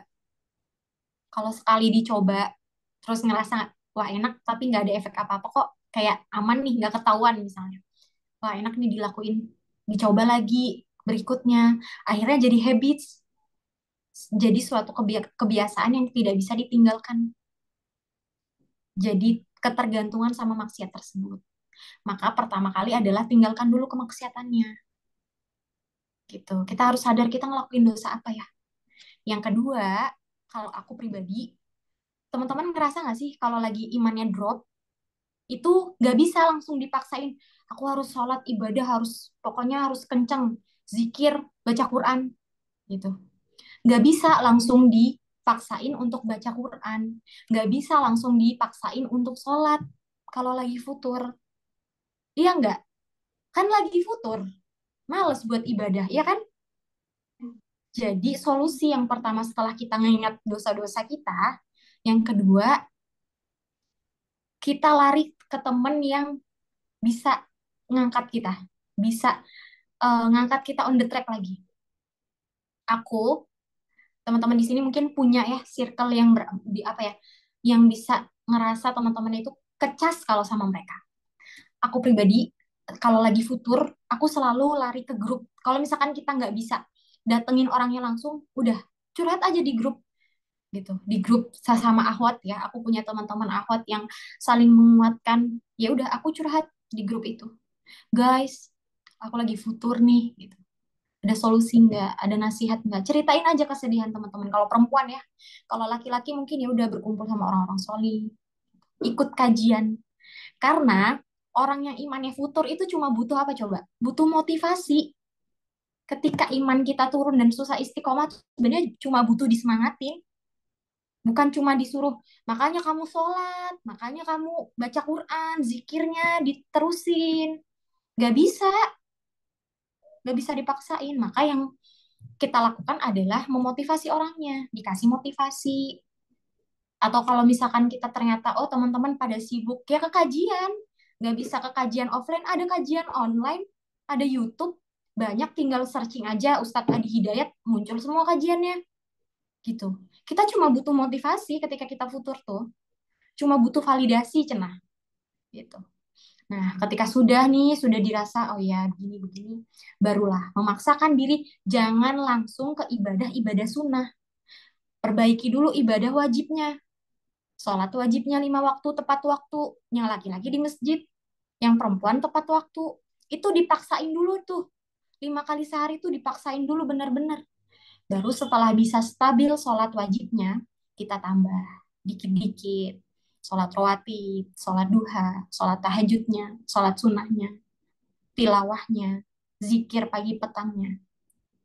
Kita tambah dikit-dikit, nanti insya Allah lama-lama imannya meningkat. Gitu ya. Jadi semoga terjawab ya Teh Irna. Jadi jangan langsung memaksakan, aku harus ibadah atau apa. Kita tuh cuma butuh booster, iman booster.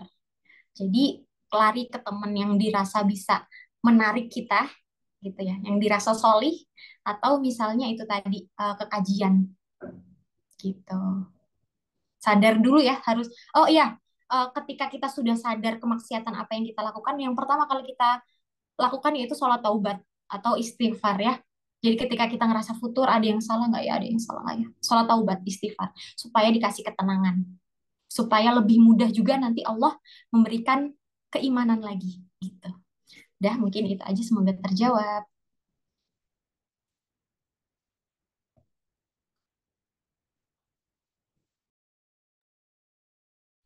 Baik, alhamdulillahirrahmanirrahim. Bagaimana Kak Irna atas pertanyaannya? Insya Allah. Bagaimana Kak Irna? Alhamdulillah, cukup Kak. Terima kasih. Sip, alhamdulillahirrahmanirrahim. Terima kasih banyak Kak Irna yang telah bertanya nih dari Ahwat. Nah, coba dari Ikhwannya ada gak nih? Coba pengen dengar dulu dari Ikhwannya, ada gak nih yang mau bertanya? Ayo, ini udah ada Ahwat yang angkat tangan. Coba sebelum ke Ahwat lagi. Ikhwannya nih. Mana dari kaum Ikhwan? Coba Ikhwan. Ayo ada yang mau bertanya? Ayo nih, mumpung kita masih bersama dengan pemateri kita di pagi hari ini nih. Ayo. Ayo maksimalkan waktunya. Nah, ada nih dari Kang Farhan di kolom chat. Nah, izin mungkin dibacakan terlebih dahulu. Dari Kang Farhan, Kak izin bertanya, ketika dalam hijrah, terkadang sering terjebak dengan perilaku masa lalu. Nah, ngerasa bahwa masa lalu kita tuh sangat buruk gitu ya, sehingga muncul ketakutan untuk menuju perubahan. Nah, kalau berubah pasti banyak ujian dan banyak teman juga nih yang ngejauhin, sehingga dilema gitu. Nah, benar-benar. Bagaimana nih pendapat dari Ustazah? Terus, apakah kita harus meninggalkan teman kita yang dulu ketika kita udah berusaha menjadi lebih baik? Nah, coba bagaimana nih mungkin langsung dari Kak Eva? Oke. Misalnya kita mau hijrah tapi dilema, berarti tandanya satu, kita masih menuruti hawa nafsu. Dua, kita tidak percaya sama janjinya Allah. Coba diperhatikan lagi. Berarti kita masih menuruti hawa nafsu. Pertama, hawa nafsunya apa? Oh, takut dijauhin sama teman-teman. Takut kalau tiba-tiba dianggap so alim. Takut kalau tiba-tiba nggak bisa ngelakuin dosa yang dulu aku lakuin. Masih nurutin hawa nafsu. Takut kalau tiba-tiba habitsnya berubah, yang tadinya kerjaannya foya-foya senang-senang, sekarang harus jadi lebih baik, harus memaksakan diri jauh lebih baik. Itu dilemanya gitu. Yang pertama gitu ya, takut karena apa namanya, dilema pertama karena takut meninggalkan hawa nafsu, yang kedua tidak percaya janjinya Allah. Ketika kita hijrah terus kita dilema, kita nggak percaya janji Allah bahwa kalau dalam surat At-Tolak ya, Allah menjanjikan kepada orang-orang yang bertakwa, wa may yattaqillaha yaj'al lahu makhraja wa yarzuqhu min haitsu la yahtasib wa may yattaqillaha yaj'alhu wa may yattaqillaha yaj'alhu min amrihi yusra. Orang-orang yang bertakwa Allah janjikan 3 hal. Yang pertama, yaj'aluhu makhraja, Allah berikan jalan keluar, solusi buat hidupnya. Yang tadinya mungkin hidupnya kayak gitu, ambur adul, teman-temannya jelas hijrah, Allah kasih jalan keluar dengan cara apa? Memberikan teman-teman yang baik, sehingga dia sudah lupa sama teman-teman yang dulu. Kalaupun ingat ya udah sebatas mengingat dan bersilaturahim aja, tapi tetap jaga jarak, jangan sampai kita terbawa arus pergaulan mereka lagi. Yang kedua, Allah janjikan wa yarzuqhu min haitsu la yahtasib. nggak cuma Allah kasih solusi atau jalan keluar, Allah memberikan rezeki dari arah manapun. Yang terakhir, wa may yattaqillah yaj'al min amrihi yusra. Nggak cuma solusi atau jalan keluar yang Allah kasih, tapi solusi atau jalan keluarnya itu dijadikan yusra. Yusra itu mudah. Dengan sangat mudah Allah berikan karena kita menuju ke Allah. Tahu kan apa namanya kata-kata ya, jika engkau berjalan kepada Allah, maka aku akan berlari kepadamu. Kita harus percaya itu. Sama tadi ya, di surat An-Nisa ayat 100 juga itu janji Allah. Gitu. Jadi mungkin penyebabnya itu tadi, Kak. Kita nggak percaya janji Allah. Yang kedua, kita masih takut untuk meninggalkan hawa nafsu kita. Gitu. Nah, gimana caranya untuk bisa melakukan itu? Ya, kita mulai dulu. Kita mulai dengan coba sih perbanyak referensi, ikut kajian, baca buku, belajar agama. Sehingga ketika kita sudah perbanyak referensi, kita paham, kita jadi nggak bingung mau berjalan kemana. Kalau orang udah banyak referensi, dia mengerjakan sesuatu itu bakal lebih cepat nggak sih selesainya? Mengambil tindakan tuh lebih cepat karena dia tahu ilmunya. Gitu. Jadi Kak Farhan, kalau saran aku dihilangkan lagi perasaan seperti itu. Kalau masalah temen ya, jangan takut merasa dijauhkan. Kita belum pernah mencoba. Coba aja dulu. Siapa tahu teman-teman kakak malah justru apa ya mendukung loh perubahan kakak. Kita nggak ada yang tahu itu. Kalaupun misalkan teman-temannya tidak mendukung, ya udah ganti temen. Susah amat gitu kan. Kayak pasti Allah akan ganti dengan yang lebih baik gitu. Kalau misalkan, tapi jangan sampai kita memutus silaturahim ya. Bisa jadi mereka dapat hidayah itu melalui perantaranya kita juga. Gitu ya. Tadi tetap harus bisa perhatikan hablum minanas. Meng-cut off pertemanan yang toksik itu bukan berarti benar-benar nggak temenan, tapi kita hanya menjaga jarak. Gitu. Tetap harus menjaga silaturahim. Gitu. Jadi itu pendapat aku. Jadi coba diikhtiarkan dulu gitu untuk disadarkan lagi. Jazakillah khairan. Ya, wa iyaki, wa iyak, wa iyaka.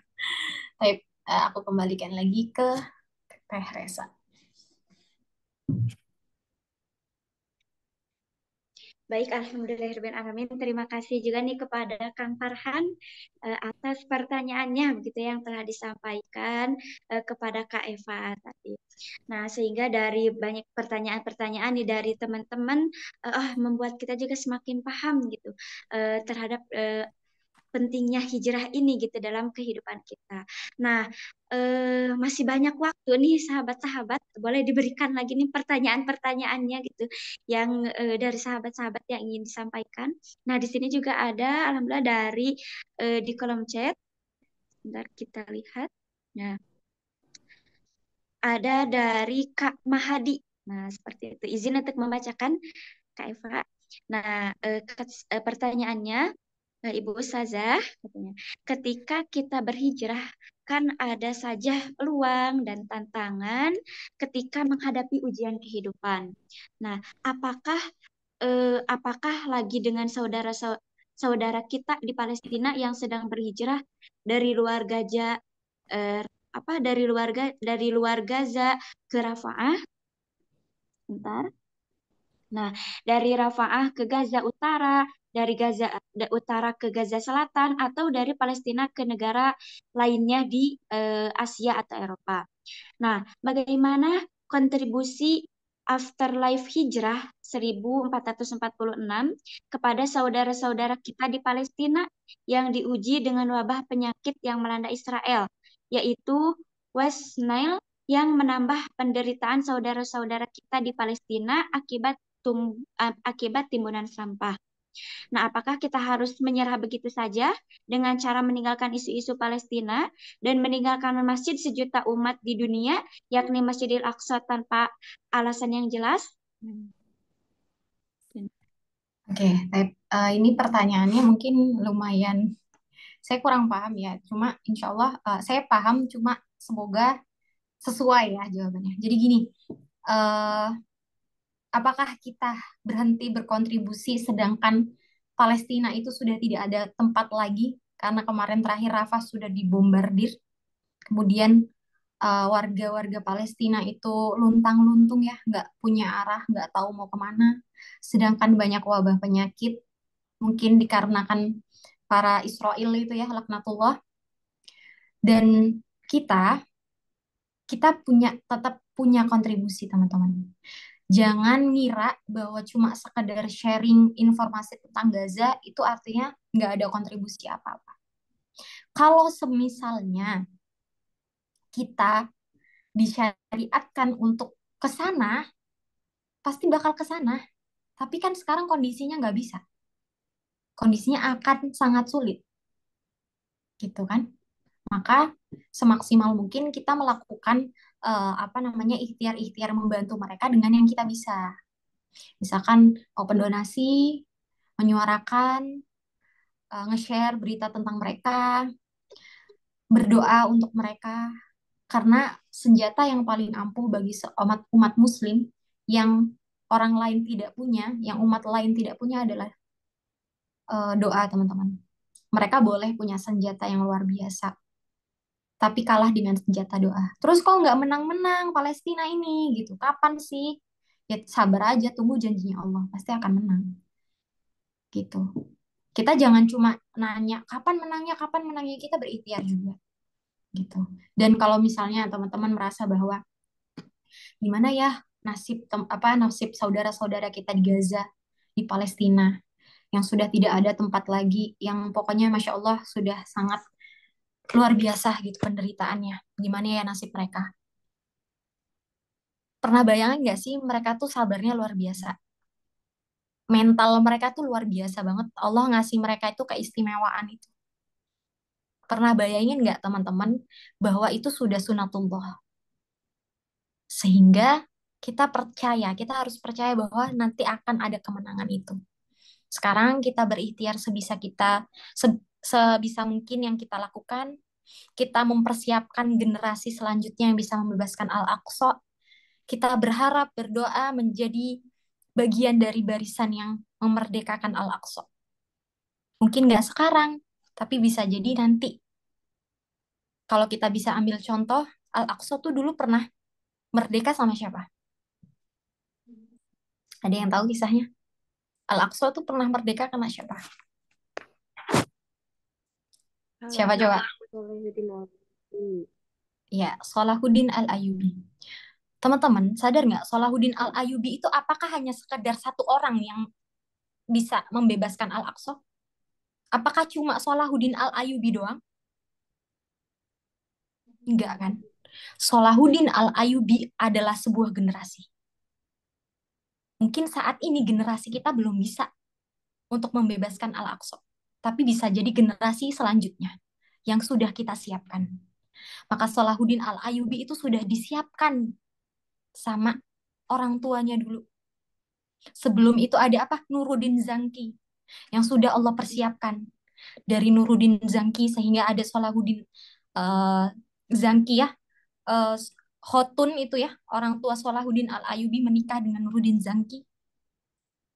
Sehingga terbentuklah generasi-generasi Al-Aqsa, generasi-generasi Salahuddin yang membebaskan Al-Aqsa. Maka teman-teman, kalau tanya kita harus apa nih? Kita harus melakukan apa gitu. Ya mungkin Allah nggak langsung ngasih instan gitu loh. Kita diuji dengan kesabaran untuk mempersiapkan generasi, mereka diuji dengan kesabaran untuk bisa mengatasi permasalahan di sana. Maka pasti kita harus percaya itu dulu. Nggak bisa langsung sekarang. Gitu. Nggak bisa langsung nagih janjinya Allah sekarang. Kalau misalnya nih, nagih ya Allah kapan menangnya, orang-orang di sana pasti doanya lebih diijabah. Tapi Allah yang lebih tahu waktunya kan. Gitu. Jadi kalau bisa dibilang gimana ya Kak, sedangkan di sana agresi militernya udah 40.000 warga Gaza Palestina dan sebagainya. Bersabarlah dan berikhtiarlah dengan sebaik-baik ikhtiar yang kita bisa. Dan salah satu ikhtiarnya yang paling besar dampaknya adalah mengikhtiarkan generasi terbaik yang nantinya bisa menjadi generasi pembebas Al-Aqsa. Wallahu a'lam bishawab. Barakallahu fiik, aku kembalikan lagi ke Kak Resa.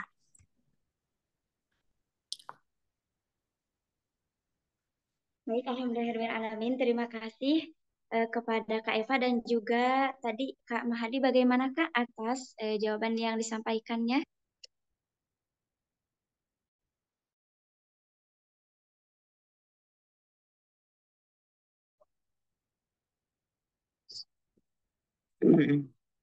Nah, sudah cukup ya Teh. Terima kasih ya atas jawaban dan penjelasannya. Ya, ini satu lagi nih, ada Kak Irwina nih dari tadi kayaknya Raisen. Masih ada waktu nggak Teh kira-kira? Satu lagi.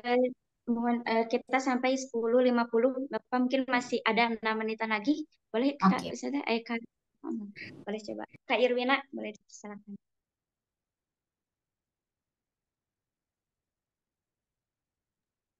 Ya, bismillah sih bertanya.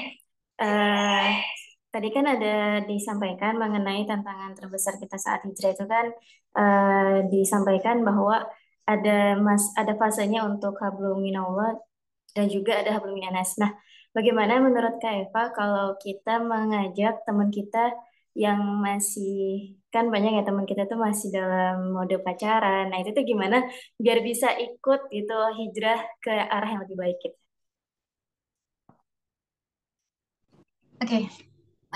Kadang yang buat mereka mental adalah mungkin cara kita ya.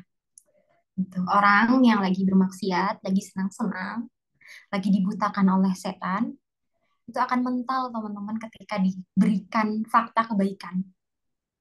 Orang yang lagi menikmati uang korupsi dengan kekayaannya, dengan jabatannya, itu akan laubali ya bahasanya kalau bahasa Arabnya.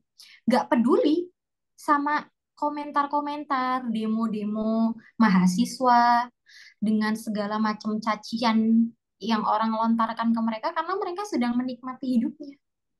Sama ketika kita melihat teman kita bermaksiat misalnya ya, melakukan perbuatan yang sekiranya Allah nggak suka, kalau kita apa ya mereka akan sulit gitu untuk menerima sebuah kebenaran karena mereka sedang menikmati sebuah dosa. Mereka anggap itu enak.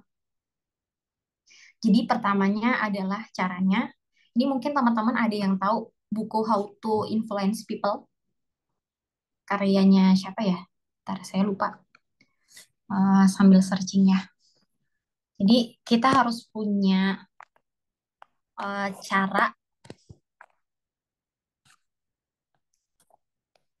Nah, bukunya Dale Carnegie, How to Win Friends and Influence People. Saya pernah baca, tapi pinjem, jadi nggak terlalu tahu penulisnya. Jadi dalam buku itu, hal yang pertama kali harus kita dekatkan, mereka nggak langsung ngomong. Tapi jadikan kita safe place-nya mereka. Paham nggak?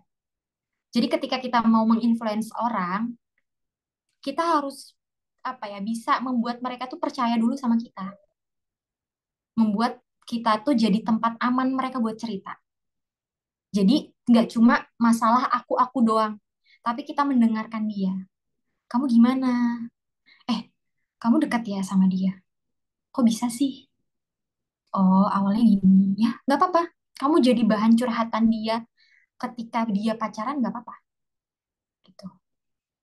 Nantinya kita bisa melakukan pendekatan dengan cara yang sekiranya buat dia sadar. Oh, kamu serius tuh sama dia.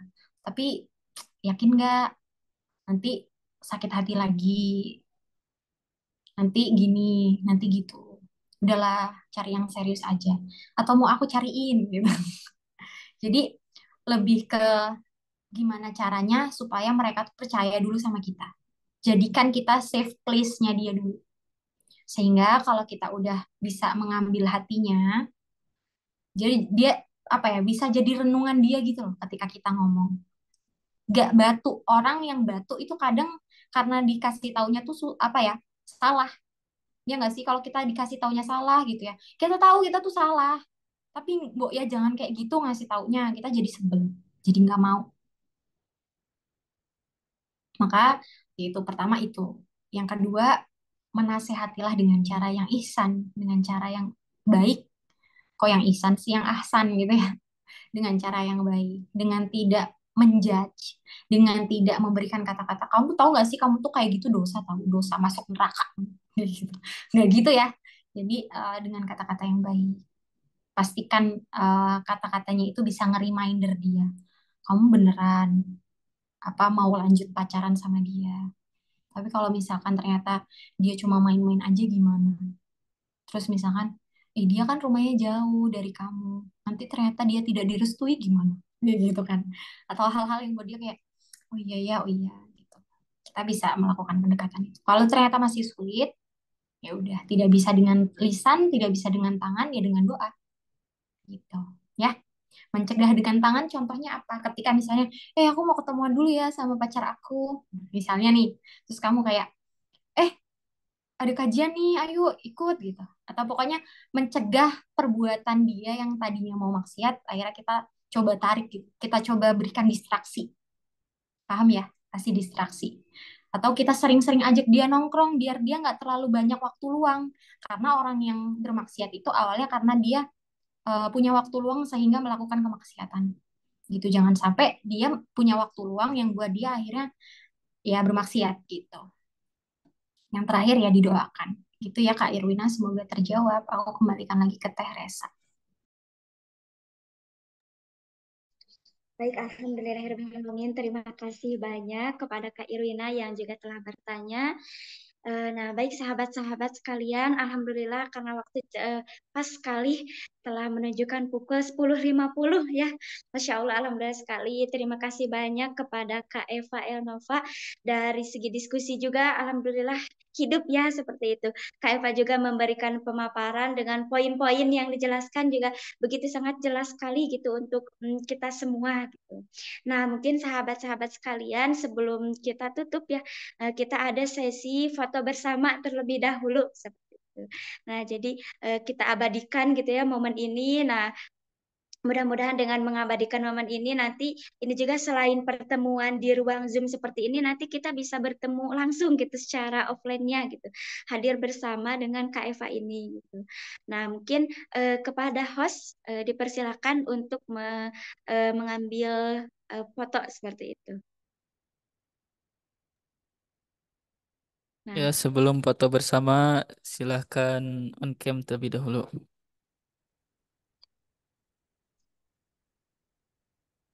Saya hitung mundur. 3, 2, 1. Bentar, nge-save dulu. Yuk, satu kali lagi. 1, 2, 3.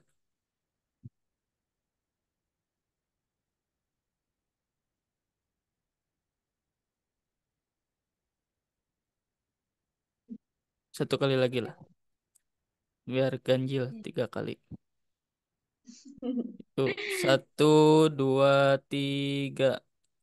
Oke, selesai. Baik, siap. Terima kasih kepada host yang telah foto ya, yang telah memandu untuk foto bersama. Nah, baik, mungkin untuk teman-teman sekalian bagi yang masih penasaran gitu ya dengan bahasan tema kita pada hari ini, tentunya nanti boleh nih mungkin mengikuti juga IG-nya dari Kak Eva tersendiri gitu. Pasti banyak juga ilmu-ilmunya yang telah Kak Eva tuangkan juga ya di akun Instagramnya ataupun di media-media sosial lainnya. Seperti itu. Nah, mungkin baiklah sahabat-sahabat sekalian, sesi yang terakhir yakni kita ada doa bersama terlebih dahulu. Nah, mungkin doa bersama ini yang akan dipandu langsung oleh Ketua Pemuda Tauhid kita, yakni ada Kang Farhan. Nah, kepadanya Kang Farhan kami persilahkan.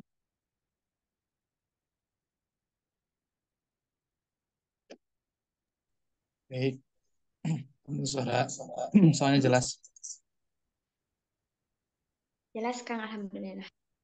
Baik, teman-teman sekalian, akan menambah keberkahan kita pada siang hari ini dengan ilmu yang tadi telah disampaikan. Mudah-mudahan menjadi bermanfaat ya. Kita berdoa bersama. Bismillahirrahmanirrahim. Allahumma sholli wa sallim wa barik amin ya Allah ya rabbal alamin. Allahumma zidna ilman wa imanan wa yakinan bi rahmatika ya arhamar rahimin. Allahumma ja'alna min ibadikal mukhlisin wa ja'alna min ibadikal mukhlasin wa ja'alna min ibadikal mutawakkilin wa ja'alna min ibadikal salihin. Rabbi fir lana wa li walidayna wa li masyayikhina wa li ikhwanina wa li jami'il muslimina wal muslimat wal mu'minina wal mu'minat al ahya'i minhum wal amwat. Rabbana atina fid dunya hasanah wa fil akhirati hasanah wa qina adzabannar. Bi fadlika subhanaka rabbika rabbil izzati amma yasifun. Wassalamun ala mursalin walhamdulillahi rabbil alamin. Amin amin ya Allah ya rabbal alamin. Amin ya Allah, amin ya Rabbal Alamin. Alhamdulillahirrahmanirrahim. Terima kasih banyak kepada Kang Farhan yang telah memandu kita untuk berdoa bersama. Nah, mungkin sebelumnya sekali lagi kami ucapkan terima kasih banyak kepada pemateri kita yang sangat luar biasa atas hidangan ilmu ya, sajian ilmu yang telah diberikan kepada kita. Kepada Kak Eva Elnova kami ucapkan jazakumullahu khairan kasiran ya Kak Eva. Nah, mungkin barangkali kakak ingin melanjutkan aktivitas berikutnya. Nah, boleh kami persilahkan untuk meninggalkan ruang Zoom terlebih dahulu seperti itu, Kak. Semoga Baik, nanti oke. kita dapat bertemu kembali gitu di Amin, kesempatan-kesempatan amin. berikutnya. Jazakumullah khairan buat Darut Tauhid ya dan Pemuda DT ya. Atas kesempatannya, saya mohon maaf kalau banyak kurangnya. Saya izin live Zoom ya. Baik, insya Allah. Baik, alhamdulillah, Hirobin Alamin. Acara demi acara telah selesai ya sahabat-sahabat sekalian dari awal sampai akhir.